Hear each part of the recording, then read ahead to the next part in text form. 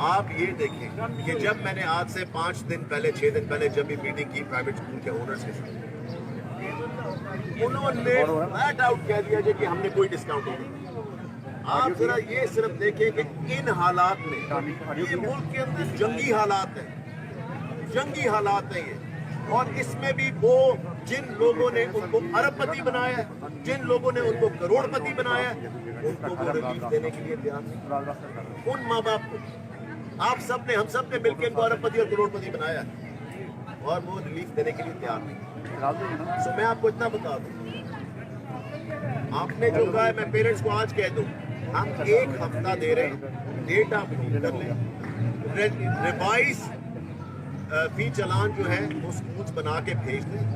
جو نہیں بھیج رہے، میں آپ کو ایک ٹیلی فون نمبر اناؤنس کروں گا، وہ سوشل میڈیا پہ بھی ٹی وی پہ بھی اناؤنس ہوگا۔ جس کی ریوائزڈ فی بل نہیں آ رہا وہ ہمیں بتائیں۔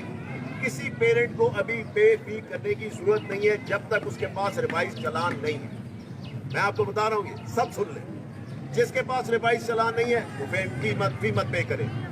نمبر آپ کو مل جائے گا، کیونکہ ہم ٹائم دے رہے ہیں اسکولوں کو، انہوں نے بھی پرنٹ کرنے ہیں، سب چیزیں کرنی ہے، لاک ڈاؤن کی وجہ سے پرابلمس ہیں۔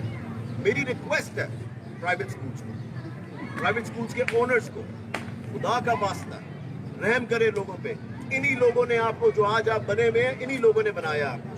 سو ان کے اوپر صرف 2 مہینے کی ہم تو ریلیف مانگ رہے ہیں۔ ہم یہ نہیں کہہ رہے کوئی 6 مہینے کا ریلیف دے، کوئی سال کا ریلیف دے، 2 مہینے کا صرف، وہ بھی 20% ریلیف مانگ رہے ہیں۔